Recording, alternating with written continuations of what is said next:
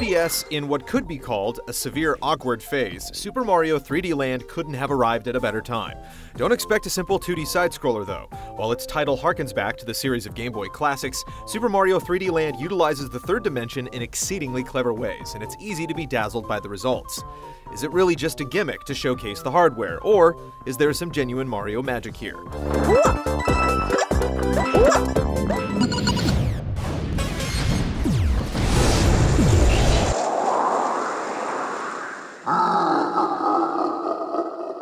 Bowser is at it again, absconding with Princess Peach and turning the Mushroom Kingdom upside down in the process. Expect the usual uproar, Koopas running rampant, Goombas stinking up the place, and Thwomps impeding your progress at the most inopportune instances. Only this time, they'll all very likely be sporting Tanooki tails.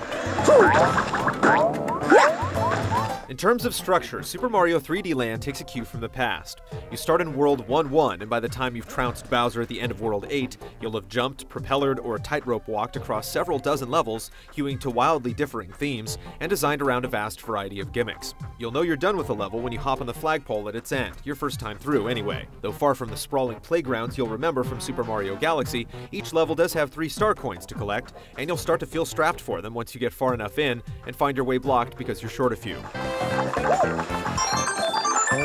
Most of the levels are short enough to be completed in a couple of minutes, but their brevity doesn't speak to their ambition. The game draws deep from the vast history of Super Mario, incorporating tricks and conventions from all over the place to deliver an experience that continually surprises you. Some levels evoke the 3D Mario games in miniature, with layouts that reward curiosity and encourage leisurely exploration. In others, you'll be challenged to beat the clock while the ground literally falls apart beneath you. Whether you're fond of airships, water levels, or ghost mansions, there's a good chance your favorite Super Mario trope is represented. Camera angles shift and pivot frequently and playfully, usually to keep pace with the brisk levels, but very often just to delight you with the sense of depth the 3D hardware brings to the world. By maintaining authorial control of where the camera is pointing at all times, 3D Land's designers have obligated themselves to present each section of the game in a way that's visually appealing as well as playable. They've succeeded for the most part, but you'll undoubtedly encounter some instances where a weird angle will cause you to stumble.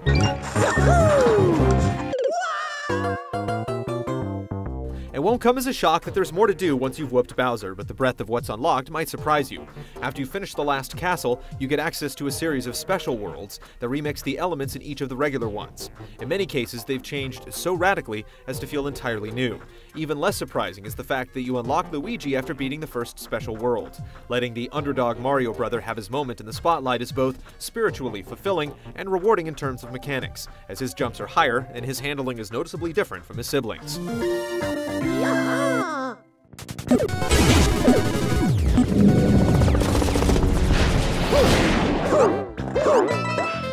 Mario controls just like you'd expect him to in a 3D world, equipped with all the variations of jumps, leaps, and butt stomps he's been using since he first broached the third dimension.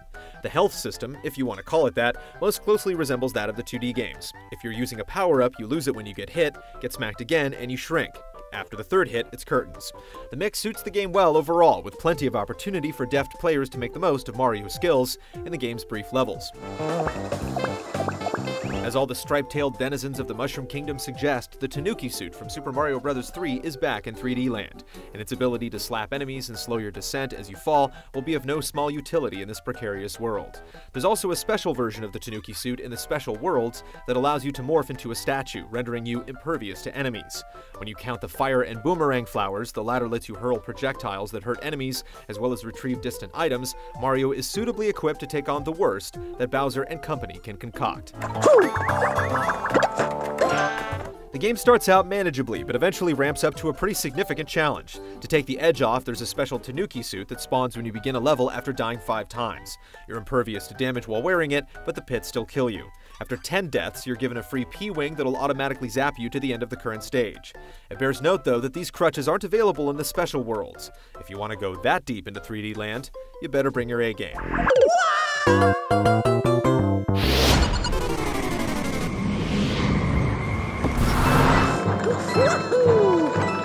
Though 3D Land utilizes the 3DS's capabilities with admirable restraint when it comes to level building, there are plenty of gee-whiz moments that'll have you marveling at its ingenuity. The aesthetics of Super Mario are burned into our consciousness at this point, but seeing this world come alive in such a fashion has enabled us to view it with fresh eyes. This is one game where you'll want to keep the 3D slider cranked up at all times. Everything else is business as usual, with music that's as infectious as ever, and sound effects that hit all the right nostalgic notes.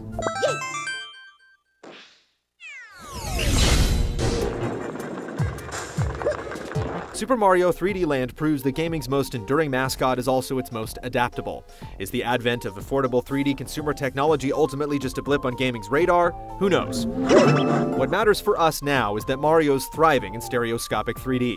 As usual, it's because the novel tech is really just there to help punctuate what's made Mario great all along, the timeless fundamental gameplay that's been in the process of refinement for decades.